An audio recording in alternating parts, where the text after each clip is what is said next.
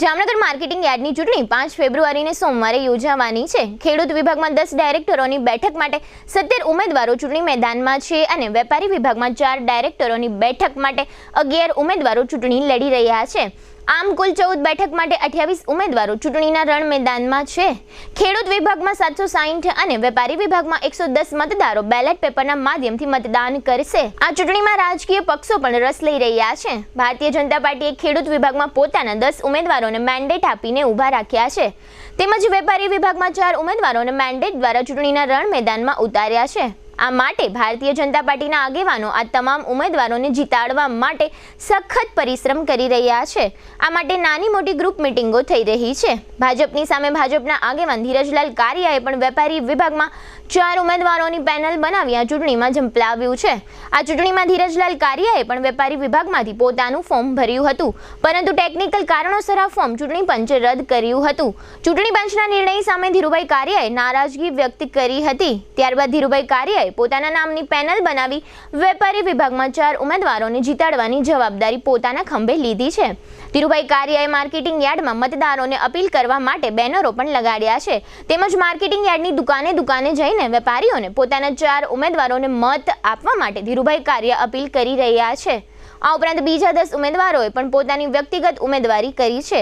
આ 10 ઉમેદવારો પોતાને એક મત મળે તે માટે પ્રચાર પ્રસાર કરી રહ્યા છે। માર્કેટિંગ યાર્ડની ચૂંટણી આ વખતે રસ્સાકસી ભરી બની રહેશે। આ ચૂંટણીમાં ભાજપ સામે બળવો કરનાર ઉમેદવારોની સંખ્યા વધુ છે।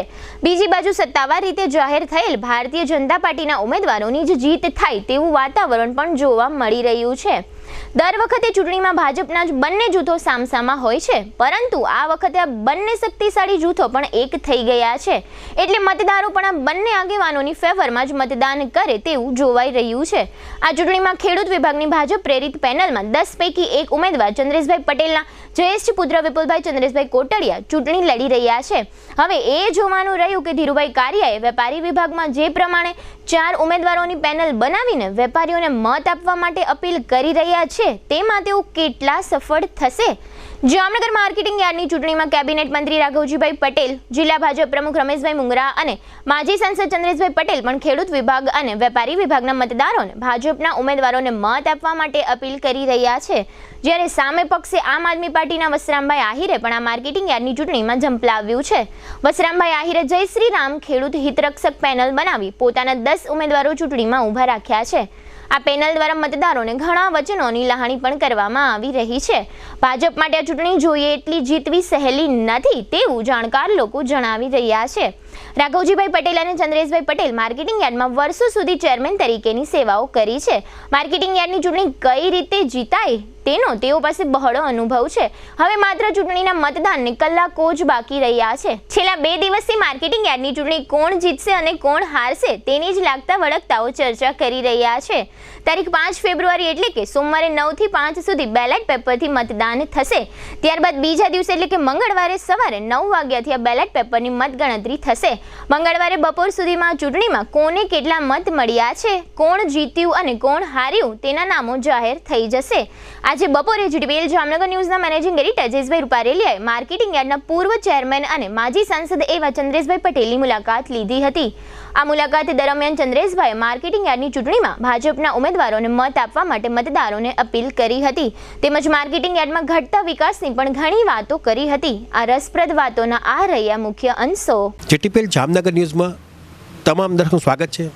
આજે અમે માજી સાંસદ અને પૂર્વ જિલ્લા ભાજપ અધ્યક્ષ એવા ચંદ્રેશભાઈ પટેલની ઘરે આવ્યા છે, કારણ કે એટલા માટે અમે લોકો ચંદ્રેશભાઈ પટેલને મળવા આવ્યા છે, કારણ કે માર્કેટિંગ યાર્ડની જે ચૂંટણી છે એ 5 ફેબ્રુઆરીએ છે અને એની અંદર પણ ચંદ્રેશભાઈનો રોલ બહુ મોટો હોય છે અને એમના હિતેચ્છુ હોય, એના શુભેચ્છકો હોય, ભારતીય જનતા પાર્ટી એમાં એક્ટિવ છે અને ભારતીય જનતા પાર્ટી પ્રેરિત એક પેનલ બનાવવામાં આવી છે। એમાં 10 ઉમેદવારો જાહેર કરવામાં આવ્યા છે ખેડૂત વિભાગમાં, અને આ જ રીતે વેપારી વિભાગની વાત કરીએ તો 4 બેઠક હોય છે અને 4 ઉમેદવારો એમાં ભાજપ પ્રેરિત ડિક્લેર કરવામાં આવ્યા છે। આમ સામાન્ય રીતે વાત કરીએ તો ખેડૂત વિભાગની અંદર 10 બેઠક માટે 17 ઉમેદવારો મેદાનમાં છે અને વેપારી વિભાગની વાત કરીએ તો 4 બેઠક માટે 11 ઉમેદવારો મેદાનમાં છે। એટલે થોડીક રસાકસી ભરી ચૂંટણી બની રહેશે એ નક્કી છે અને બેલેટ પેપરથી ચૂંટણી થવાની છે। સોમવારે આ બાબતનું મતદાન છે અને મંગળવારે આ મતગણતરી છે। કે ચંદ્રેશભાઈ, આજે કંઈ માર્કેટિંગ યાર્ડની ચૂંટણી છે, આમ તો ભાજપ પ્રેરિત આખી પેનલ જાહેર કરવામાં આવી છે, તો શું કહેશો મતદારોને? મતદારોને મારી એક જ અપીલ છે કે ભારતીય જનતા પાર્ટી પ્રેરિત કે ભારતીય જનતા પાર્ટી જેને મેન્ડેટ આપ્યો છે એવા 10 ઉમેદવારો સિલેક્ટ થયા છે. એ 10 ઉમેદવારોને પોતપોતાના સિમ્બોલ ઉપર મત આપે એવી હું અપીલ કરું છું. કોઈ પણ ક્રોસ વોટિંગમાં ના પડે, ઇન્ડિવિજ્યુઅલ લાભાલાભમાં ન જાય, કોઈ એકને ડ્રોપ કરવો, બેને ડ્રોપ કરવો એ વાતમાં પણ ન પડે એવી હું અપીલ કરું છું. જયેશભાઈ, ભૂતકાળમાં મારો અનુભવ એવો હતો કે ભાઈ તમે આવ્યા તો છો ચંદ્રેશભાઈ મત માગવા માટે, પણ મારો એક સાગો થાય છે અથવા તો મારો એક ખાસ મિત્ર છે એટલે 7 મત તમારી ટીમને આપશું, તમને એક નહીં આપીએ. ત્યારે હું કહેતો કે એક તમારે ન આપવું હોય તો મારા નામ ઉપર ન આપતા, એક બાકીના મારા 7 ઉમેદવારને આપજો. એ પ્રકારની મારી પદ્ધતિ હતી અને આજે પણ હું ફરી વખત એ જ વાત દોહરાવું છું કે 10માંથી 10 ભાજપ પ્રેરિત ઉમેદવારો છે એમને પેનલમાં મત આપે. વેપારી વિભાગની વાત કરીએ તો એમાં પણ ભારતીય જનતા પાર્ટીએ બીજા 4 ઊભા રાખ્યા છે વેપારી વિભાગમાંથી. વેપારી વિભાગનો મને ખાસ ખ્યાલય નથી, પણ એમાંય અપીલ તો મારે એ જ કરવાની થાય કે ભારતીય જનતા પાર્ટીના જે 4 ઉમેદવારો નક્કી થયેલા છે એ ટીમને જ મત આપે. તમે પણ ધારો કે રાઘવજીભાઈની વાત કરીએ તો એ કેબિનેટ મંત્રી છે, એ પણ નાની મોટી આ માર્કેટિંગ યાર્ડની અંદર એનો સિંહ ફાળો છે વિકાસમાં, અને તમે પણ જે તે સમયે ચેરમેન રહેલા છો. શું લાગે છે શું કરવું ઘટે અત્યારે આ માર્કેટિંગ યાર્ડને અપગ્રેડ કરવા માટે? માર્કેટિંગ યાર્ડ જિલ્લાનું વડું મથક છે એ જોતાં આનું મહત્ત્વ ઘણું વધારે છે. બીજું કે અમુક આઇટમોમાં તો હિન્દુસ્તાનમાં 1 નંબરમાં જામનગર આવે છે. જામનગરની અંદર દિવસો દિવસ માલ વેચાણ માટે ખૂબ જ મોટા પ્રમાણમાં આવતો જાય છે. એના પ્રમાણમાં યાર્ડની આવક પણ સારી છે અને એ જોતાં એનો વિકાસ જેટલો કરીએ એટલો ઓછો છે. હું કોઈ ટીકા ટિપ્પણીમાં નથી જવા માગતો, પણ મારા 4 વર્ષના પ્રયત્નમાં 33 કરોડ રૂપિયાના કામો વિકાસના અમે કર્યા.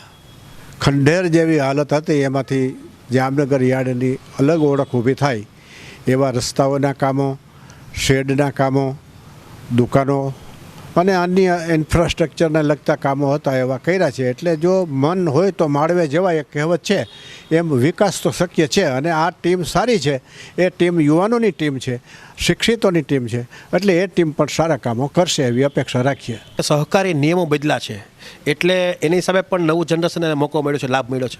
નહીં, એ નિયમો બદલા છે એ ખરી વાત છે, પણ હવે જરૂરિયાત જ યુવાનોની છે. હવે અમે વર્ષો સુધી લડ્યા, હું 45-50 વર્ષ સુધી લડ્યો છું. જાહેર જીવનના મારા 48 વર્ષ થયા.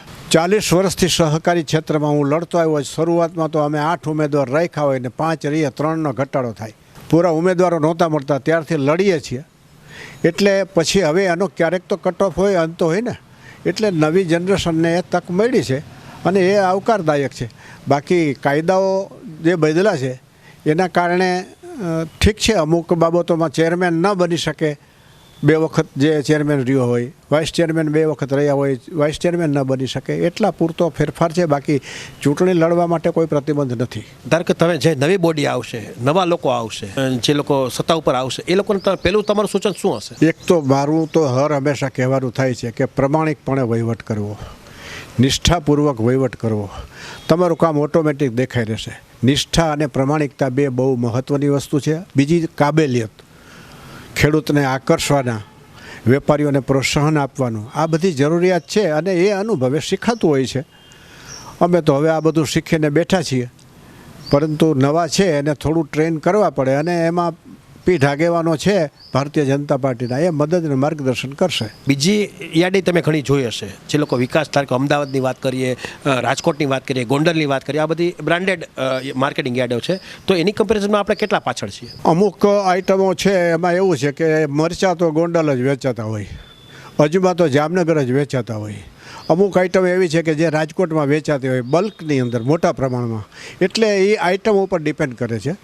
અને મોટાભાગની આઇટમો છૂટી નાની આઇટમો હોય છે બધી, એ તો દરેક યાર્ડોમાં વેચાતી હોય. પણ ક્ષેત્રફળ કેવડું છે અને નજીકમાં કયું પડે છે? ભૌગોલિક રીતે ગોંડલ છે, નાનું છે, સિટી નાનું પડે, યાર્ડ નાનું છે, પણ ભૌગોલિક રીતે એ યાર્ડોનો વિકાસ જબરજસ્ત થયો છે. કારણ કે એની બાજુના આજુબાજુના ખેડૂતોને ગામડા છે એ કાલાવડથી લઈને ગોંડલ સુધીનું નજીક પડે. એ જ રીતે પૂર્વમાં, ઉત્તરમાં, દક્ષિણમાં એ ગોંડલનો વિકાસ થવાનું કારણ એ છે. વિકાસની દ્રષ્ટિએ વાત કરીએ, ઇન્ફ્રાસ્ટ્રક્ચરની વાત કરીએ તો જામનગરમાં શું કરાય કે જેથી કરીને લોકો અહીંયા આવીને આકર્ષાય અને સામાન્ય રીતે એના અતિથિ ગૃહની પણ વ્યવસ્થા હોય છે કરવી પડતી હોય છે.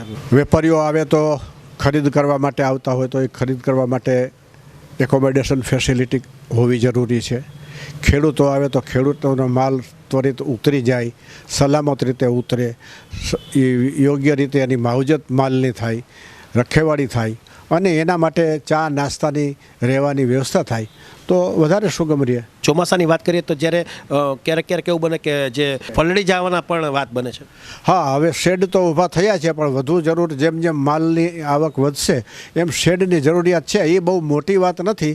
આવકના પ્રમાણમાં મને એવું લાગે છે કે એક વર્ષની અંદર 2 શેડ બનાવવા હોય તો ઇઝીલી બની શકે એમ છે આવકને જોતા. એટલે આ રીતે તમે જોયું કે આ ચંદ્રેશભાઈ પટેલની એક વિનંતી પણ હતી મતદારોને અને જે પ્રમાણે ભાજપ પ્રેરિત જે પેનલ મૂકવામાં આવી છે, કારણ કે આમાં કોઈ ચીન આપવામાં નથી આવ્યું, કમળનું ચીન કોઈ વ્યક્તિને આપવામાં નથી આવ્યું, માત્ર એમને પ્રેરિત હોય છે, એમને એક મેન્ટેડ આવતો હોય અને એ પાર્ટી દ્વારા એને સપોર્ટ કરવામાં આવતો હોય.